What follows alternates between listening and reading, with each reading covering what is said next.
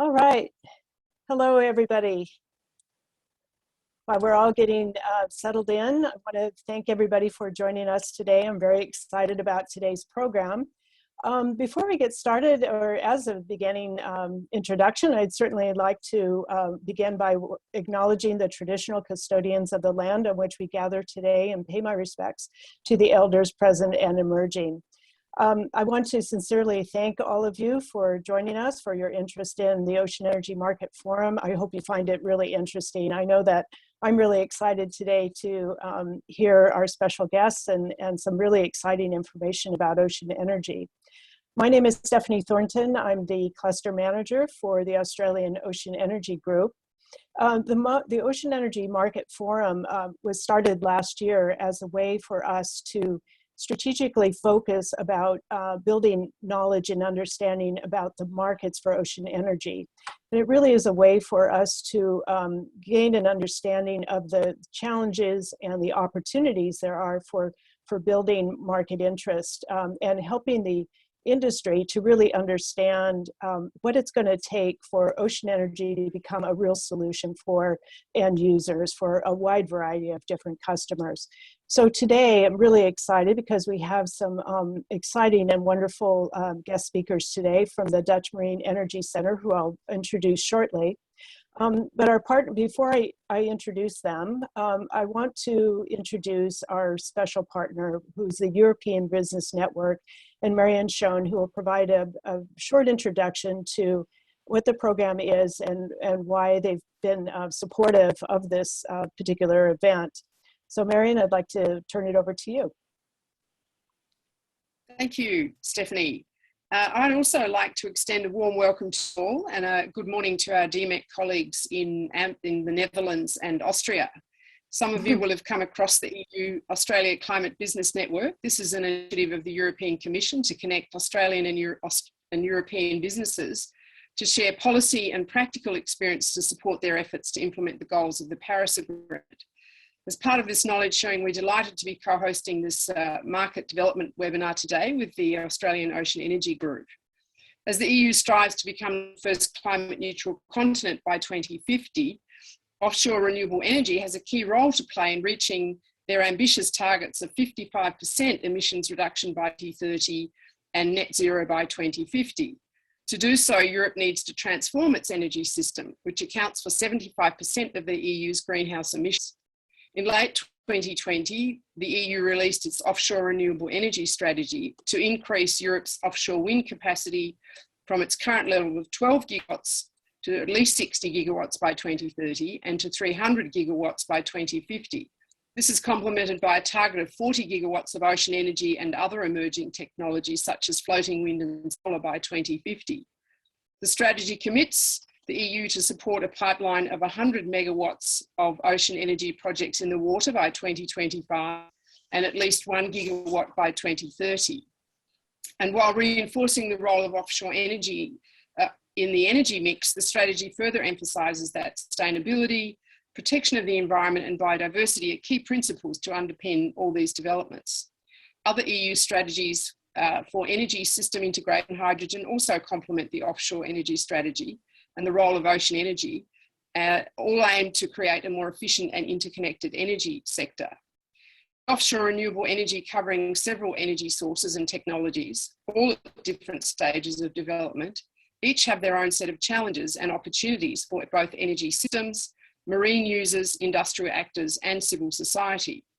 It's recognised at EU and member state level that to foster and improve offshore renewable energy and facilitate the necessary investment, the development of energy infrastructure, regulatory frameworks, market design, and research and innovation, as well as technology, are all equally necessary. It's the work of organisations such as DMEC in advancing innovation, mobilising capital and shaping policies that are key to accelerating marine energy solutions and to realising these range of ambitions. And I look forward to hearing from our colleagues and to an stimulating conversation. Thank you, Marianne. No, it's very exciting to have a partnership with the EU Business Network. As you said, there's a tremendous amount of activity that is happening in the Northern Hemisphere, and a lot that we can learn and certainly apply and bring to Australia to help us accelerate development of ocean energy in Australia. Before I turn over to introduce the CEO of the Dutch Marine Energy Center, just a couple of housekeeping items to mention real quickly. First of all, even though that this is set up as a webinar and I don't get to see all your lovely faces, this is supposed to be an informal discussion. That was the original idea, is to have an opportunity for discussion and interaction. So in this case, please do use your questions and the chat functions. Send in your questions via the Q&A tab there, so that we can be able to share that, be able to answer your questions, bring those to the forefront, and have some good dialogue. And the second thing I wanted to mention as well is that even though we're scheduled, this is a 1-hour program, and even though we're scheduled to stop at 5 o'clock Sydney time, we, our special guests have agreed generously to stay online and be able to continue the discussion if there's the interest. So we'll consider 5 o'clock as our soft close. Any of you that need to go to leave, feel free to do so at the time, but we'll leave the conference open for continued discussion at that point. So at this juncture, I'm really excited to introduce to you Britta Schaafmeister, who's the CEO of the Dutch Marine Energy Center.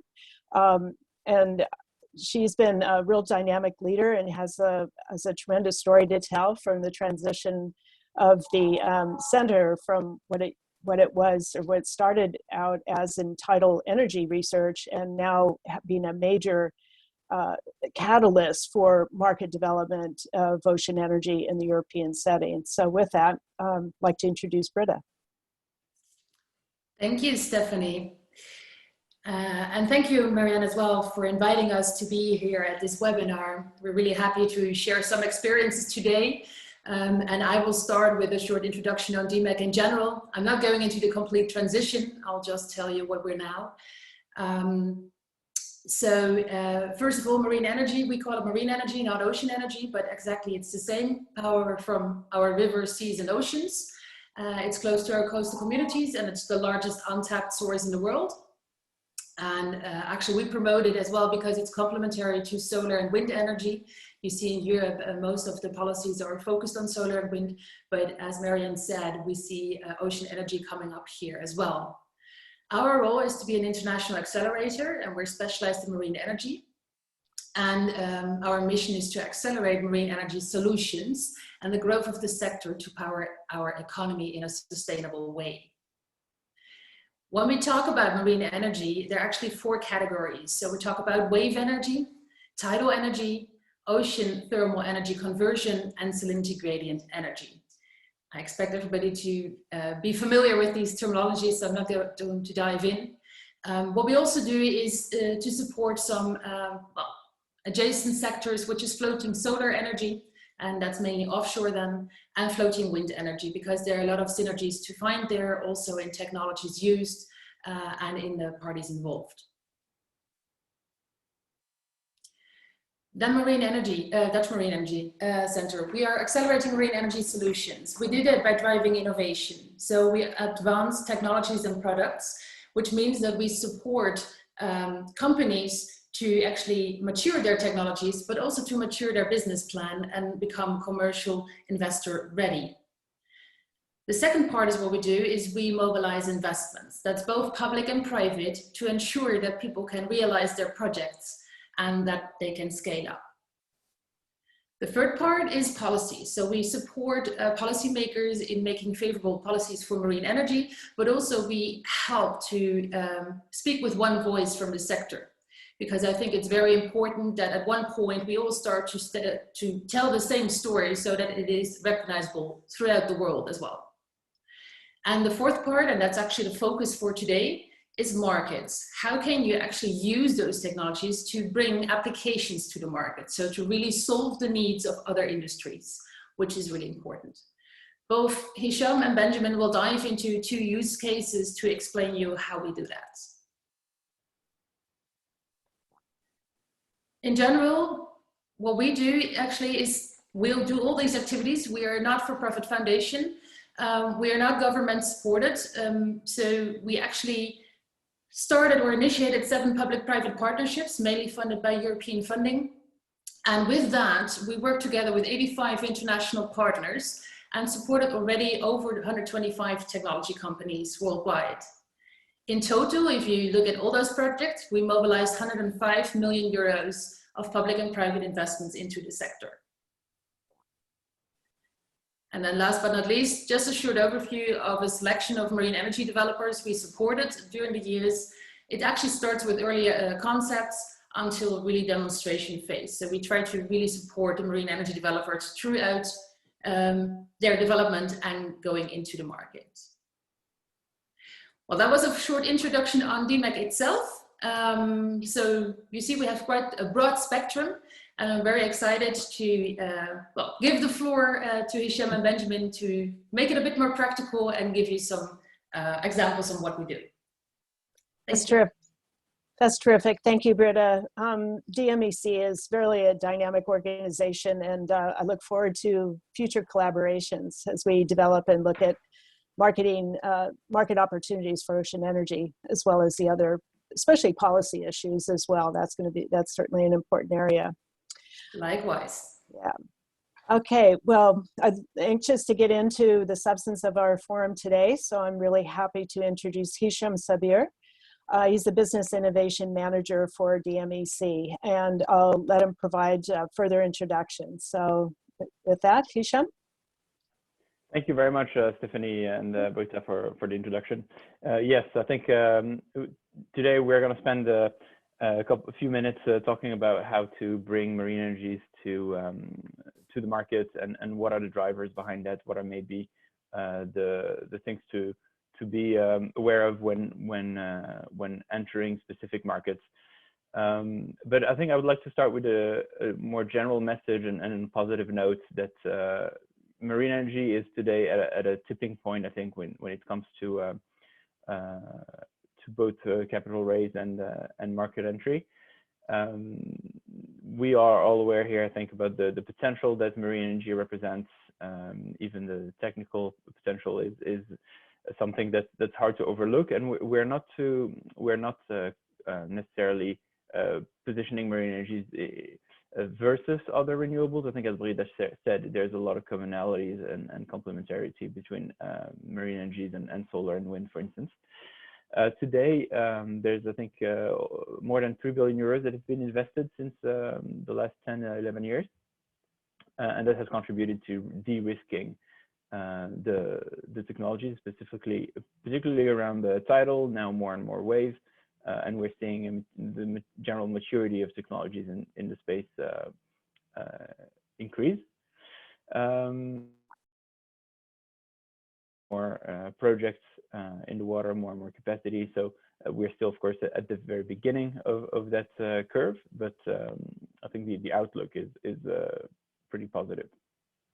So what we've tried to do in DMEC is trying to find outlets or specialized markets for technologies which are maybe not the obvious utility scale array connected device or marine energy farms, because as with solar before and wind before, it's important, I think, to focus on markets that have very specific characteristics which make marine energy a particularly relevant option. And I've listed some here. Would love to go into a discussion later with you on which of those markets you think are most promising, or which ones you think we should focus on. The size of the distance between those markets and the marine energy is trying to represent how close in time and how feasible that integration is today. And so if you look at, for instance, oil and gas, and we're going to talk about that in a few minutes, oil and gas is a pretty serious contender for the integration of marine energies, and it's starting to happen now already. But again, more on that will come later. Islands have always been a player for an interesting option for renewables in their early stages, particularly because of their high price of electricity. Today, there are about 20 million people that live on less than 2,000 islands generating electricity with diesel. So that's, I think, a market that's already a lot of you guys, marine energy developers, are looking into. Ports is a market that was looked at mainly by wave developers for integration with breakwaters, but I think beyond that, there is a massive transformation today of ports for more electrification, particularly diesel container terminals are now 70% of their electricity comes by diesel generators, and up to 30% of the electricity generated in ports will come from local sources. So if we're able to generate electricity closer to ports, that puts less stress on the grid. Utilities, I think my colleague Ben is going to talk a little bit about that and what is some of the maybe earlier integration possibilities with utilities. Aquaculture is Aquaculture is producing today 50% of our produce, and there's with the needs to go further and further offshore, there's an increasing stress on the power availability. Also, it's particularly in Europe and Australia, there's more and more technology involved, and so access to power is of course a key issue. The other opportunities we identified are around shipping, logistics, and construction. Those are maybe a little further away.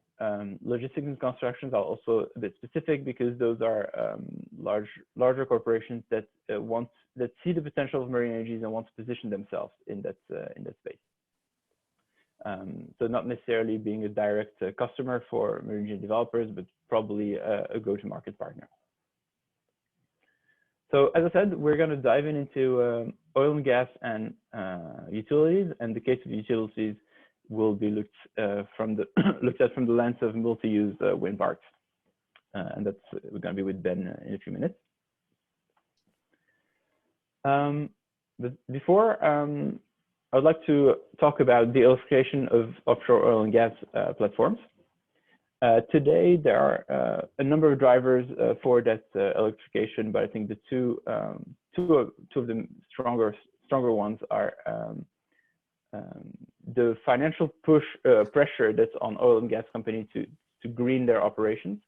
That's something that's been particularly true since a year now, with the combined market cap of oil and gas companies dropping versus renewable companies. And so there's also a sense of how is the oil and gas market going to react to that? And one of the answers is by being a lot more by engaging in a lot of green projects. The other big driver for the electrification of oil and gas platforms is the purely financial. There's a very strong move towards increased CO2 taxation.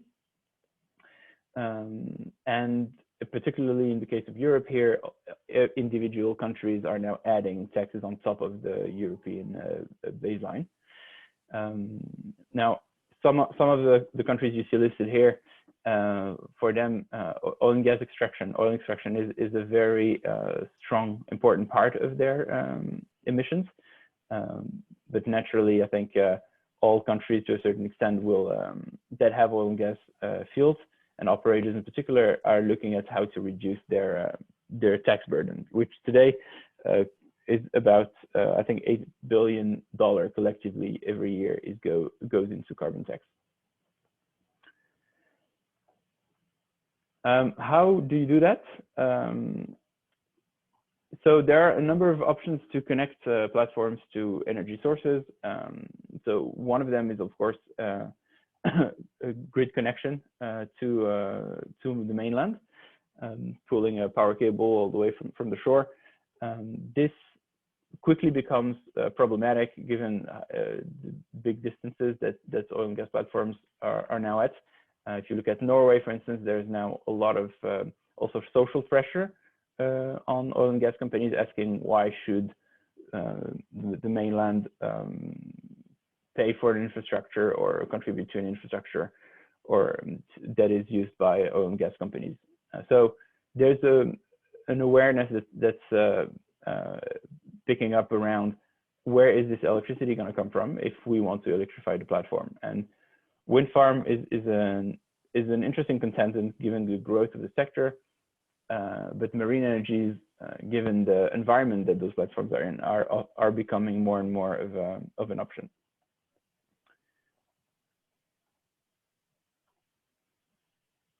So I want to pause or slow down a little bit here because we're getting into where exactly the opportunity is in oil and gas, and I've split it in two broad categories. One is low power applications, the other one is higher power application, and the reason why is going to be clear in a second. By low power application, I'm talking about end of life situations for oil and gas platforms. Just in the UK and Norway, there's about 100 platforms that are going to go into end of life within the next 8-9 years. So it's becoming a real concern for operators. What do we do to decommission those platforms? And there's one state of the life of those platforms which is particularly interesting. It's an idle state that the platforms are put in before being decommissioned, commonly referred to as the lighthouse mode. And this one has very particular characteristics. It lasts for about 5 years. Platforms stay in that state for about 5 years. But in those 5 years, the platform is just a cost point for their owner. And so there's no energy or oil extracted, no revenue from the platform. And it's the main concern there is how can we shorten that time, but also reduce the cost of owning the assets. There are, on the other hand, regulatory constraints on those platforms, and one of them is the availability of lighting, communication, and sensors on the platform, and those need to be powered. And so the question is, how do you power a platform like this that has fairly low commercial value with a solution that's as robust as possible for a 24/7 power availability? So that's an interesting niche situation, which is going to become pretty important in the next couple of years. And what is also specific about it is a very low power consumption of those platforms. Now, we also have higher power applications, and I'm not going to go in all the details, but we've segmented it in 3 categories: unmanned satellites, small scale and large scale, ranging from 1 kilowatt to about 50 kilowatts. And then the production platforms, which are a megawatt scale. We have megawatt scale electricity requirements.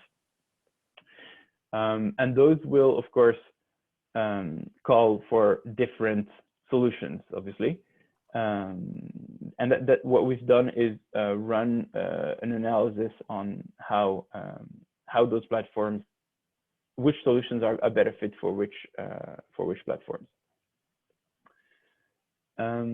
These are just a few names of players we've identified which have solutions that could answer those needs, and ranging from low power devices to higher power devices. You might be familiar with some of them, but we would love to hear back from you if you think that your solutions are a fit for oil and gas. But what we've seen is that maybe after the last couple of years, where oil and gas where marine energies were developing kind of a generic solution with the idea of connection to utility in a grid scale, in a farm kind of configuration, Now there's a lot of more specialization within the sector, and I think developers understood that certain markets will be easier to address than the general utility markets. So this method of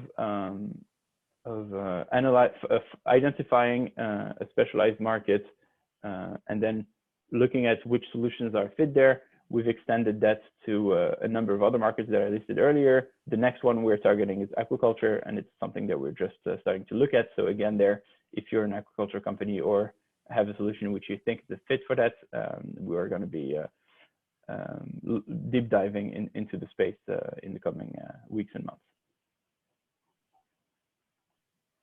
Thank you. This is the information I wanted to share about oil and gas and our market approach. I don't know if you have any questions.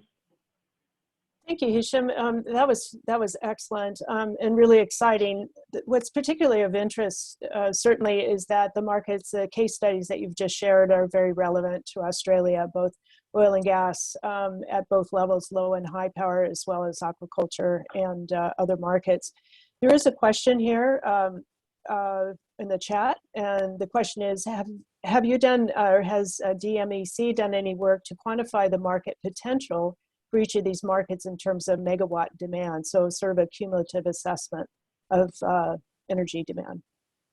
Yes, of course. I think a little note to that question is when you look at specialized markets, megawatts is not necessarily the right metrics to look at. For instance, if you look at low power application, the value per kilowatt that you'll have is very high because the application is kind of mission critical.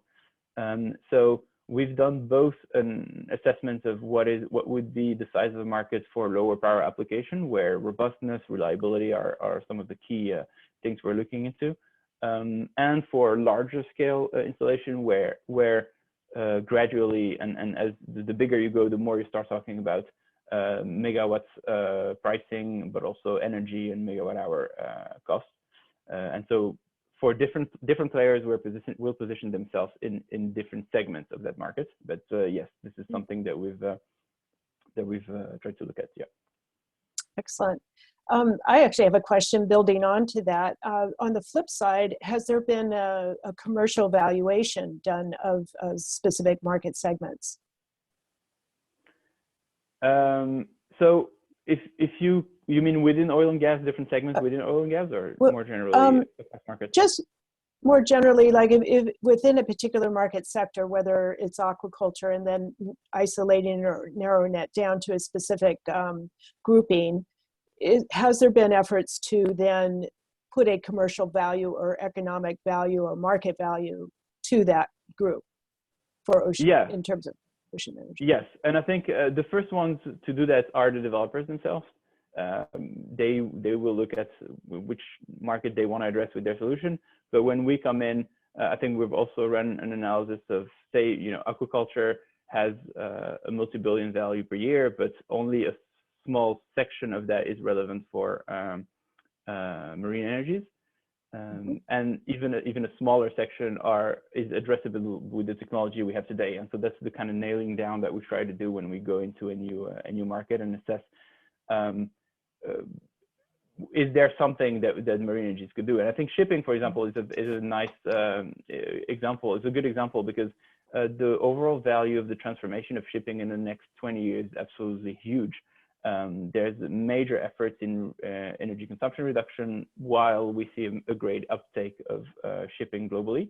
But the value of marine energy within shipping so far is pretty limited. And so that's that's why we've kind of put that back a little bit in time.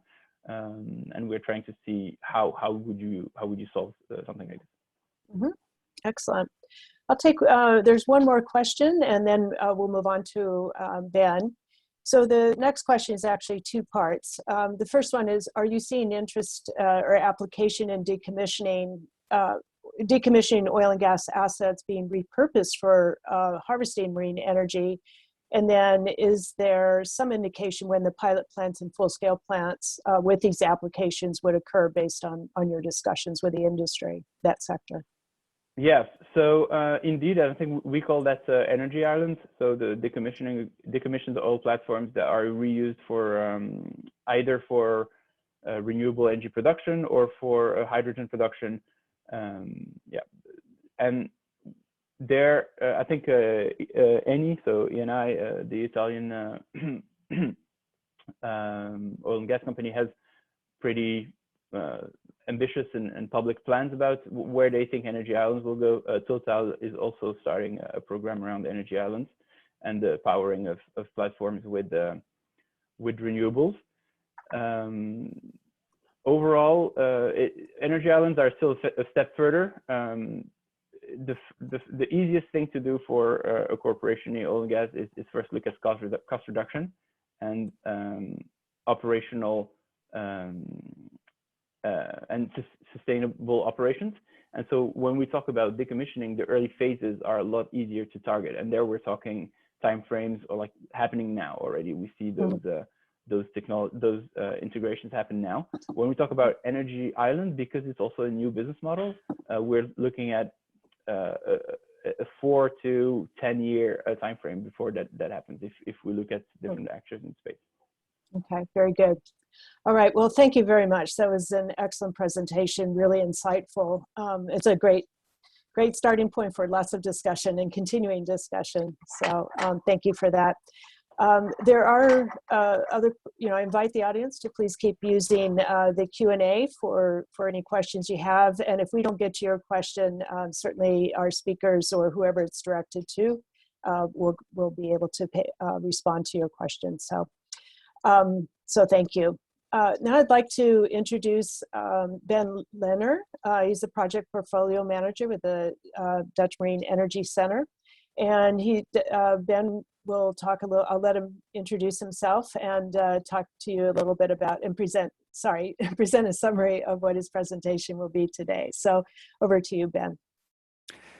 Thanks a lot, Stephanie, and a warm welcome also to everybody in here. I'm very pleased to talk to you today about also another use case we are working here at the Dutch Marine Energy Center. So after Hisham now did his great presentation on the oil and gas industry, I'm a little bit more looking into multi-source offshore energy parks, so really like utility scale offshore energy parks and what we can do there.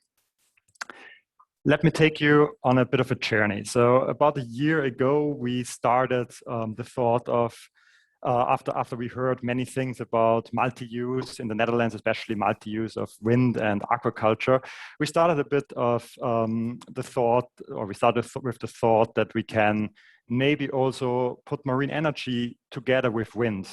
And we looked around with mainly utility companies because they are, and project developers, because they are the ones who in the end make the decision what will really happen in these kind of multi-use sectors, because they own the wind farms, they own the assets there.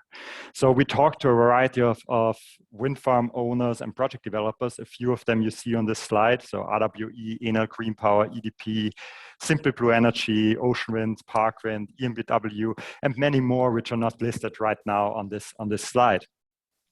And our basic idea was, how can we combine, as said before, solar, floating solar with offshore bottom fixed wind, and how can we combine floating wind or bottom fixed wind with wave energy?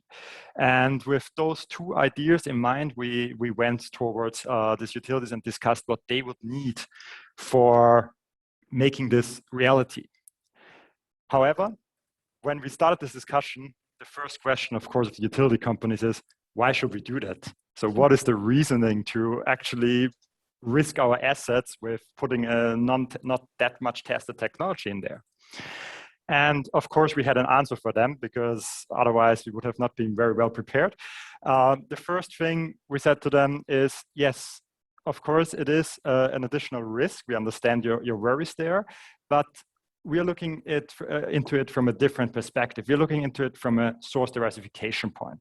So by adding up the wave energy and the floating wind, by adding up the solar energy and the bottom fixed wind, you can diversify directly at your park. You can build a hybrid park and diversify your electricity production.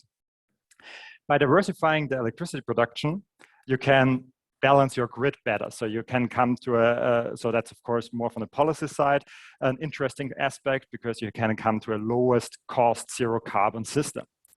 But also at the same time, and that's of course when the utility companies start to be more interested in, you can increase your revenues. So you can increase your continuous electricity sales, because you can also sell electricity when the wind is not blowing. And as you can see in this graph, so that's actually a graph made by CorePower Ocean together with a consultancy in the US. So that is at the west coast of the US in California, where they compared the actual production of solar, the actual production of wind in gigawatt hours both, and based on buoy measurements, the production of wave here in blue. And what you can see that solar and wind, as we know out of many, many studies, have a quite good complementarity. So this is now just a week of the, I think in July. So they have quite some good complementarity here. And wave, because of the big water body as the Pacific Ocean is, has quite some continuous electricity supply. So this gives, of course, a better business case if you can increase or if you can continuously sell the electricity. And therefore, that was the first argument of just adding those sources at the location. The second argument we brought to the utility companies is, okay, also next to the better revenues, the potential better revenues, it's also a more cost and space efficient utilization. What does that mean? By co-locating, so by putting solar and wind as well as wave and wind very close to each other, you can save on space. I mean, most of you most likely know how these tender processes work. So the government is having an area, a marine area, where they say, okay, we can build an energy park there, wind park at this times, most of the time. So we can build a wind park there. We want to have so and so much electricity. However, if we can add to the wind park in between some floating solar, or if we can add some wave, we at the same time reduce the space needed, and that will help the marine spatial planning. So again, this is a big policy plus there. But it can also be a plus for the utility companies, for the project developers, because by co-locating them, you can also co-use substations. So the same substation built for the wind farm can be potentially upgraded to also host floating solar or to host wave energy. Additionally, the export cable, which is together with the substation, a huge part of the cost of the entire capital cost of the capex of building a new energy park, can be co-used. And we saw that even if we do, for example, floating solar and wind in a 1-to-1 ratio, the cables originally laid down for the wind park is already sufficient. So you don't even need to upgrade any of the cabling there. So that's, of course, a huge benefit in terms of cost reduction. And last but not least, there could be also some benefits on the operational cost if you can co-use your vessels. So that can be for the installation, but it can also be on a later stage when you just operate your system. So these are the benefits we are currently mainly exploring, but we also brought to the utility companies. And the utility companies answered, yeah, sounds pretty decent, but what we want to see and what we want to hear from you or get proven from you is a beneficial business case. And the beneficial business case, of course, consists of the total costs. And here we have devices which have a higher LCOE. We know floating solar is more expensive than offshore wind, and also wave energy is more expensive, and also tidal energy is more expensive at the current stage than offshore wind. So the cost might be higher per device, but the shared infrastructure cost can reduce the total cost again. Again, as I said before, the expected revenue, so the part they earn money on, is definitely to rise because you produce more electricity and you don't necessarily need curtailment. So for those of you who don't know, curtailment means you turn off basically your machine because you cannot export the electricity you produce anymore because of their complementarity. And that leads to electricity being sold at low wind periods, also, which is normally, especially in the area where we are, the Netherlands, the North Sea, where a lot of wind energy is produced already, to better electricity prices, because currently there you need to fire gas power plants. Of course, what they really want to see is also, can the device be insured? So what is the insured premium they have to pay, and what are the risks? So we need to have the system tested and see that this more diverse system doesn't necessarily lead to higher risks there. So that was basically the task. The utility company said we need that, and they also teamed up with us on doing these things. So we are currently actually on checking all these different parts in large-scale demonstrations. And that's also bringing me to the what can we do? What can the ocean energy sector and the policymakers do to make the case for this new technology combination of wind and marine energy? And first of all, let's start at the total cost. The high LCOE of the devices we're talking about is therefore still higher because we just didn't reach the deployment which we need, like the amount of deployments, the size of deployments, to reduce the cost to the same level as wind and solar did. Wind and solar also needed for quite a while to come to this low cost. I mean, I'm talking now, of course, about land-based solar. Offshore solar is also a very new topic and still has quite some learning to do here. And again, also the deployment will increase the reliability of the devices. So we as the sector need to help companies to deploy and to increase their size, increase the reliability. That will help to bring the total costs further down and make the business case more advantageous.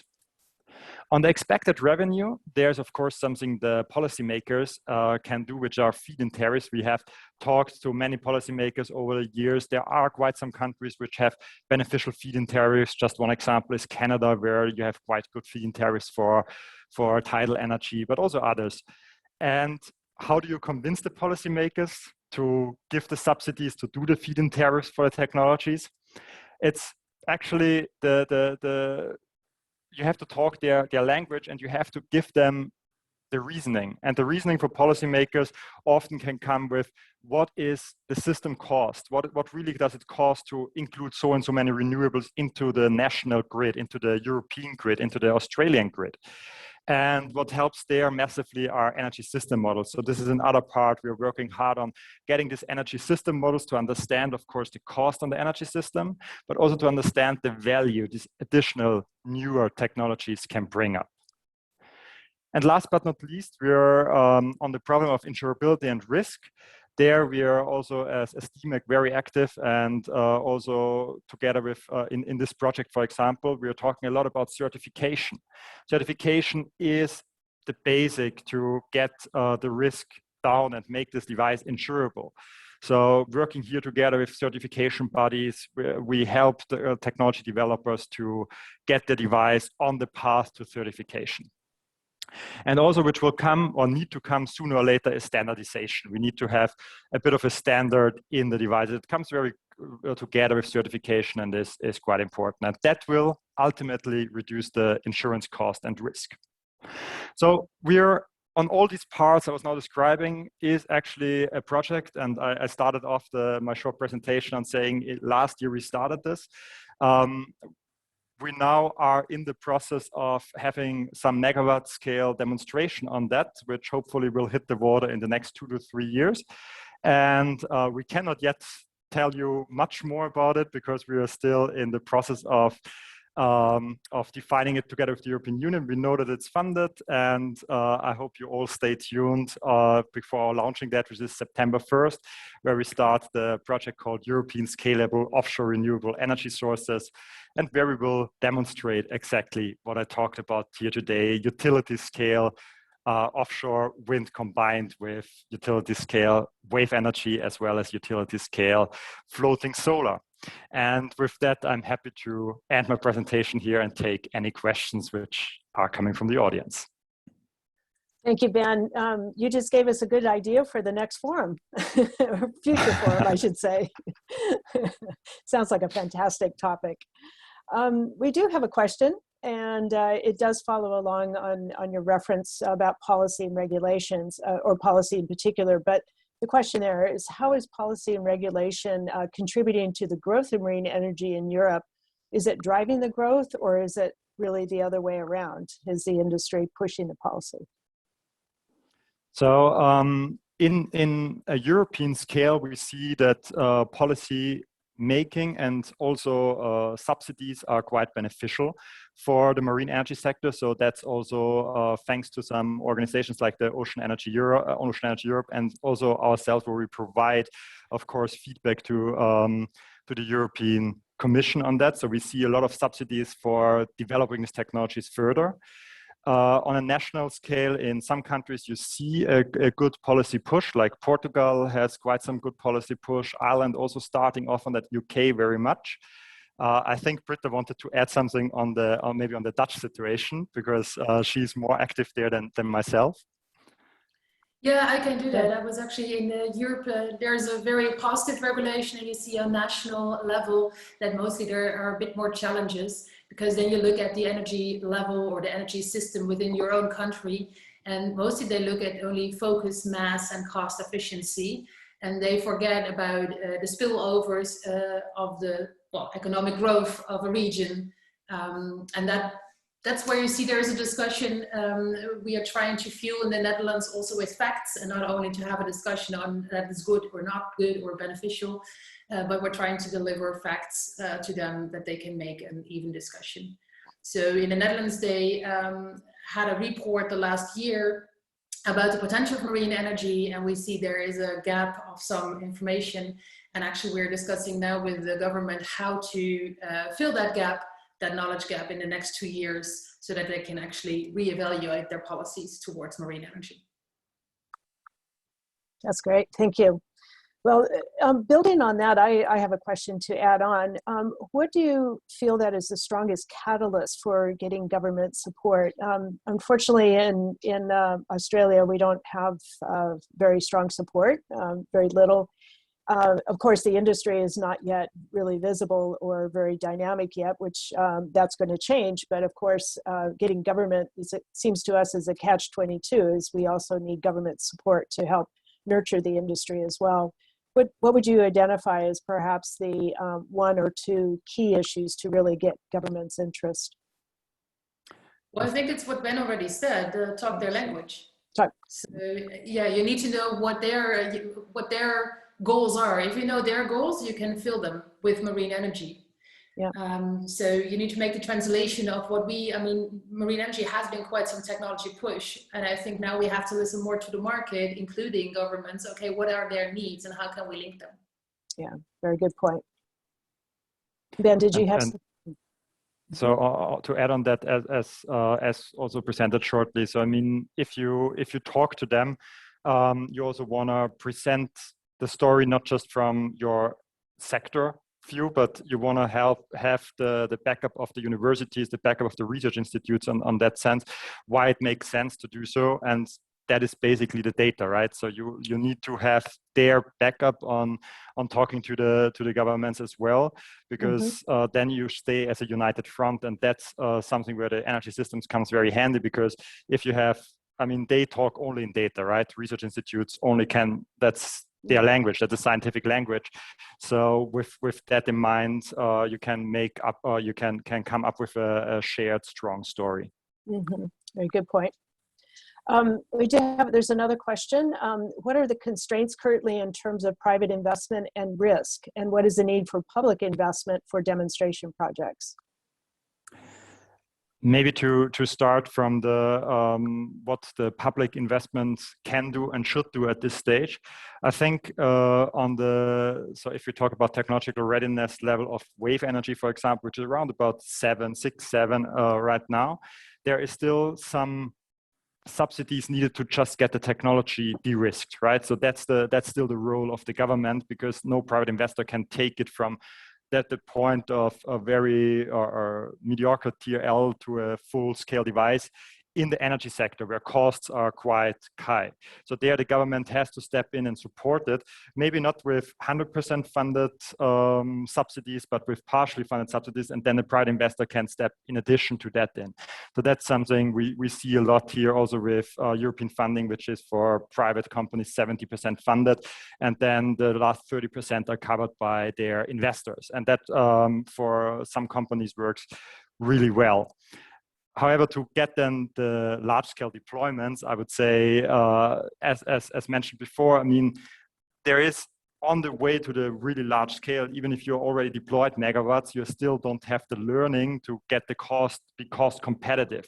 So also here, the same as Germany did for solar, other countries need to do for marine energy to basically just support this little bit of revenue which is missing, to give them the chance to deploy or to develop the technology a little bit further and to get the learning right, so that they are on the same cost level as wind, solar, whatsoever, and can compete in the sector, not necessarily with wind and solar, but more with gas than when wind and solar is not available.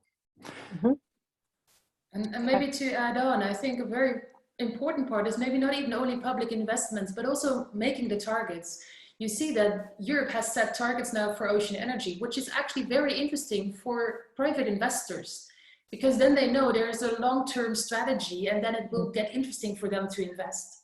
So also the story we have to our Dutch government is indeed, okay, funding of course is beneficial, but we also, the political commitment is actually more important, because else you won't get private investors in if the commitment changes over the years. Mm-hmm. And that speaks to a very predictable regulatory scheme as well, so that the investment understands what the timeframes and delivery requirements are going to be. Exactly. So yeah, okay, excellent, thank you. All right, and we have another question. This is regarding social license in Europe.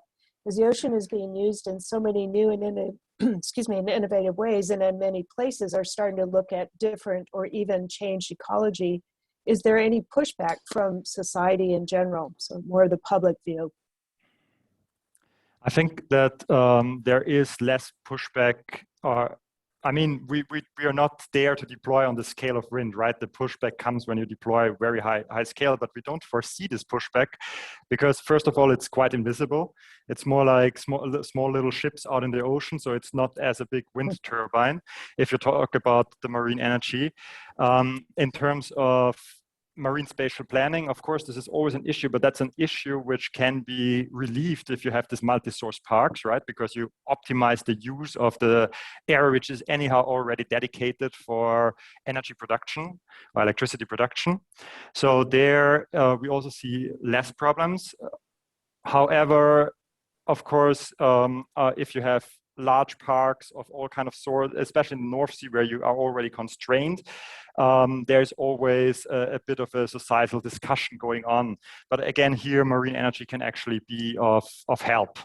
And in terms of ecology, the devices as they are built, so there is so far no proven negative effect on the wave devices or on the tidal devices we are working with. So actually quite the opposite. You see that this anchoring and mooring acts as a natural reef. Of course, it leads to a short disturbance, but after that it recovers even stronger because of the new growth area the marine energy devices provide for ecological side. So actually there is quite some positive effects also on that side. So we foresee this actually as a strong point for marine energy in the future energy transition.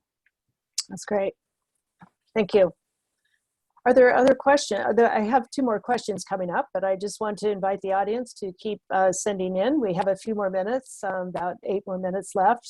In the meantime, I do have a question for you. And this is for Hisham or Ben, what are the shared design characteristics you see between the solutions that are a good fit specifically for the oil and gas market? Yes, thank you, Stephanie. I think, as I said, we're seeing developers that now have solutions that are a lot more specialized.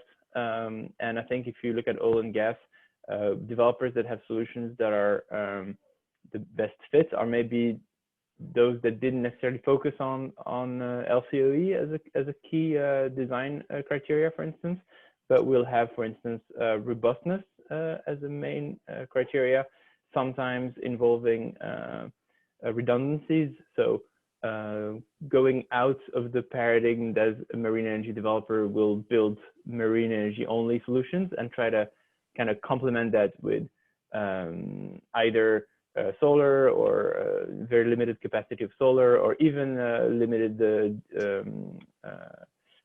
biofuel capacity. Some others will have a combination of wind, solar, and wave. So I think one of the developers that I saw most successful for oil and gas are those that kind of step back from the idea that from being a mono-focus, mono-source technology provider, and two, that have kind of designed specifically for, if you take aquaculture, for the mooring techniques around aquaculture, if you take oil and gas, for the redundancies and 24/7 power availability. So yeah, I think those are things, yeah, that make those developers a bit better fit for those markets. Excellent. Okay. Thank you. That's really interesting. And I have one more question. This has to do with the energy parks or energy islands. What time frame do you see these multi-use parks being deployed at the utility scale? Those are pretty exciting concepts, and it's really interesting to see how fast something like that can actually be established and proven. Yeah, so thanks a lot for that, Stephanie. I think for really this multi-source parks, it's now important to get megawatt scale deployment. So that's also what we are doing right now, and hope to launch or to have megawatt scale deployments in 2023. About in Europe, 2 locations in Europe. And I think if we can de-risk the technologies at that scale, then, because it's also multi-devices then, so that's also of course important. If you have to connect multiple devices, you run into additional learnings you have to do. And after that, 2025, I think we are ready for real having then not just in the single megawatt, but in the tens to hundreds of megawatt scale, 2025 till 2030, so 2025 to 2030, where this would be possible if everything goes all right with all the tests we having planned on that side. That's very exciting. Wow, that's amazing. And just calling, we have one more question. We still have a few more minutes here. So just the question is interested in seeking some feedback about aquaculture as a market in Europe, and is the aquaculture industry really getting behind this and on board?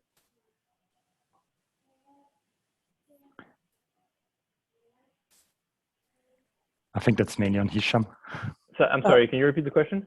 Yeah, it was a question about the aquaculture market in Europe, and how the aquaculture sector is getting on board behind ocean energy. Yeah, so I think if you compare oil and gas with aquaculture, surely aquaculture is a few, I think, step behind in terms of integration. There's already been a number of attempts to integrate marine energies in aquaculture, but there's a shift happening right now in Europe. And again, if I look at, I'm not talking total aquaculture, because I think there 85% of it comes from Asia. And the dynamics there are very different. A lot of small farms. I'm mainly talking Europe, fish, particularly salmon, North Sea, and then of course Norway is a big player. A number of Spanish also large players. And in that subsection of the market, I think there's a lot of environmental discussion around where the farms should be, and there's a drive for having the farms further and further away from shore. But at the same time, we see, for instance, underwater lighting, feeding technologies, monitoring technologies coming in and becoming more and more prevalent in those spaces, in those applications. And so the question is, where do we get the power from? It's a pretty simple one, and right now there isn't a good answer for that. Because we're moving away, we're kind of pulling that cable with us from the shore, but at some point that's not going to make any business sense anymore. And we're looking at, okay, well, some attempts have been made, for instance, with wave energy converters, others with floating solar, and I'm really excited to see, which solutions are going to prove to be a fit for those markets. But again, the design criteria for aquaculture are very specific. So almost none of the oil and gas solutions we've seen in marine energy as in marine energies would be a one-on-one fit for aquaculture. Yeah. Okay. Very good. Thank you very much. Maybe Stephanie, yep. Stephanie, to add, what you see across all end users actually is that they all have their own specific problems. And I saw a question before, are they genuinely interested? Yes, they are, because if you start to contact with them and actually have a solution for their problem, they are interested in working with you. The only thing is you need to understand what their problems are. And they mostly are not aware of marine energy solutions, that they could offer actually a solution for their problem. So I think it's a lot of creating awareness about what marine energy is, what kind of solutions it can deliver, and also understand your market. What kind of problems does a specific market have, and provide an application for that. Britta, that was brilliant. That was my closing remarks, and you said it perfectly. Oh, thank you. No, I was going to ask you what advice, and just sort of in wrapping up our program tonight, what you advised to us, and that was just perfect, because that's exactly the focus of what we would like to accomplish in Australian Ocean Energy Group, is really drive towards understanding those markets and be able to bring that awareness about ocean energy as a solution, but being able to do it in a way that really provides a connection. So tonight's program, all of you have presented excellent information, giving us some real food for thought in how we can do that. And even more importantly, it's real tangible and it's happening. So it's not just even concept anymore. There's some real progress being made, and I'm quite envious of how much has been done in Northern Hemisphere, and especially in Europe in your work. And I look forward to seeing what we can do in Australia as well. But thank you for sharing this. So I'm going to I don't see any further questions, so I'm going to bring this to a close. First, I'd like to turn it over to Marion just to provide any closing thoughts, and to thank the EU Business Network very much for supporting this and helping bringing us together. So I'll just turn it over to you, Marion, and then I'll close up. Thank you, Stephanie, and thank you again, Britta, Hyam and Ben. I think you've really illustrated, certainly for me, the role that policy can provide in terms of incentives both for developers and investment, and I think that's a really important issue, and the setting of targets, how that's really important so that capital starts moving. And I would agree with Stephanie that your conclusions about, what are the needs and how can ocean energy be part of a mix that actually meets those needs is a really important one to keep in mind, as we often just focus on the technology. So thank you very much. And I think we'll certainly be sending out the recording of this webinar to everyone who was here today and those who couldn't join us today, and sharing your insights and your knowledge much more widely within Australia. So thank you again. Yeah, and likewise, in closing, thank you, Ben, Hisham, and Britta, very much for your time and your willingness to join us. This was really terrific. For the audience, I just want to let you all know that our Market Development Forum is an ongoing program that we will hold these types of events and these kinds of discussions on a periodic basis. But the next one we're looking at, it will be towards the end of September, mid to end of September timeframe. So please stand by. I hope you'll join us on the next one. And with that, I'll bring the meeting to a close and thank everybody sincerely for your interest, engagement, and contributions. So have a good rest of the day or evening. Night, everybody. Thank you, and thank you for having us. Thank you. Goodbye. Thank you. Bye-bye. Bye.